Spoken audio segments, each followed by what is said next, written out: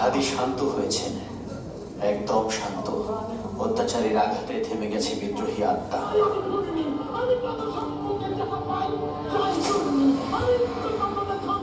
ঝঞ্ঝা ঘূর্ণির মতো পথের সামনে চূর্ণ করে গেছেন গোষ্ঠীগত ও ফ্যাসিবাদী সাংস্কৃতিক বয়ান। মৃত্যুর সাথে পাঞ্জা ধরে লড়ে গেছেন আধিপত্যবাদ আর আগ্রাসনের বিরুদ্ধে।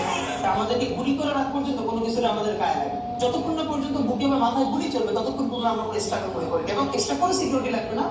শুধু আমাদেরকে যদি কেউ গুলি করে মেরে ফেলে তাকে যেন ধরে বিচার করা হয়। শরীফ ওসমান হাদি কাউকে ছেড়ে কথা বলেননি, তা সে সরকার হোক, বিরোধী দল কিংবা বন্ধুপ্রতিম কোনো সংগঠন। এর মানে এটা আমাদের অভ্যুত্থানের ফলের সরকার, কিন্তু এটা টোটালি আমাদের সরকার না। এই যে ক্লিয়ার বলা দরকার, এখানে এখনো সুশীল সরকার চালায়, আওয়ামী লীগের সেকেন্ড বেস্ট সরকার চালায়। ঢাকা বিশ্ববিদ্যালয়ের রাষ্ট্রবিজ্ঞান বিভাগ থেকে লেখাপড়া করা ওসমান হাদি একটি বেসরকারি বিশ্ববিদ্যালয়ে শিক্ষকতা করেছেন, পড়িয়েছেন কোচিং সেন্টারে। কিন্তু অভ্যুত্থানের বাংলাদেশে ওসমান হাদির পাঠশালা আর কর্মক্ষেত্র হয়ে উঠেছিল শুধুই রাজপথ। বিশ্ববিদ্যালয়ে পড়া অবস্থায় বিভিন্ন সামাজিক সাংস্কৃতিক সংগঠনের সঙ্গে যুক্ত থাকলেও সক্রিয় কোনো রাজনৈতিক দলের সঙ্গে দেখা যায়নি তাকে। মূলত 2024 সালের জুলাই অভ্যুত্থান তাকে তুলে আনে রাজনৈতিক মঞ্চে। অভ্যুত্থান পরবর্তী সময়ে রাজনৈতিক সাংস্কৃতিক প্ল্যাটফর্ম ইনকিলাব মঞ্চ গঠন এবং আওয়ামী লীগ নিষিদ্ধের দাবিতে তার দেয়া বক্তব্য নানা আলোচনার জন্ম দেয়। ইনকিলাব মঞ্চ গঠনের পর জুলাই অভ্যুত্থানের স্মৃতি রক্ষা, অপরাধীদের বিচার, আহত নিহত ব্যক্তিদের স্বীকৃতি এবং জুলাই চার্টার ঘোষণার দাবি তুলে সভা সমাবেশ শুরু করেন তিনি, যা তাকে নিয়ে যায় আলোচনার কেন্দ্রে। হাদি তার কণ্ঠস্বর তুলে আনতে চেয়েছিলেন জাতীয় সংসদে, তাই তো প্রার্থী হতে চেয়েছেন আসন্ন নির্বাচনে ঢাকা ৮ আসনে।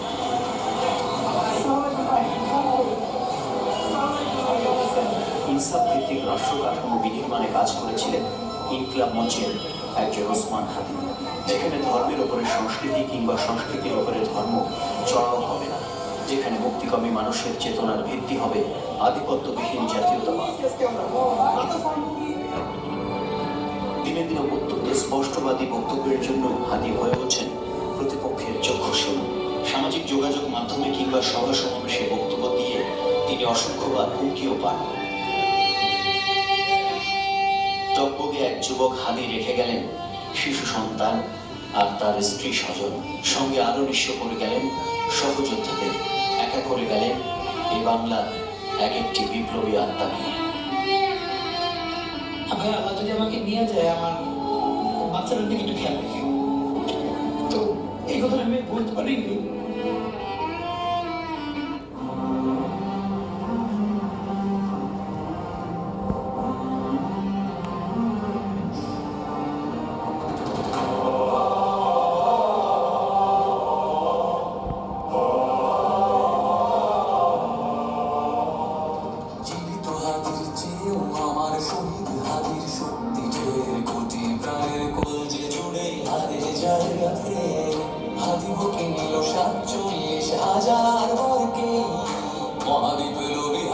শহীদ ঠিকানা জান্নাতে।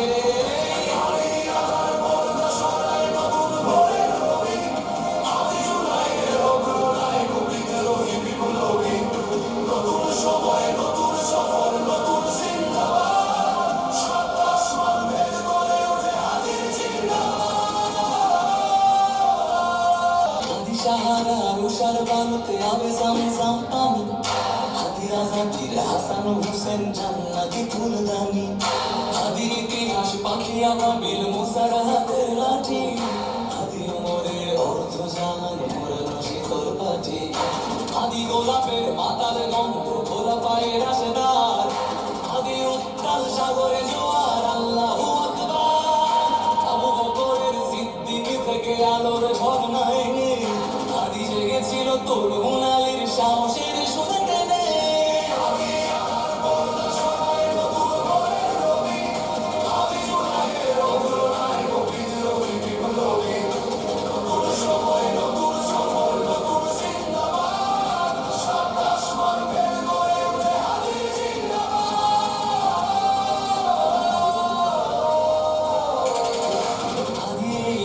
মাটি ভালোবেসে শহীদি দরজা নিল বন্ধু নামে চির সুদূর দরজায় ফির দিল সে আজ কুকুর ডাইনাসরকে চেনার ওই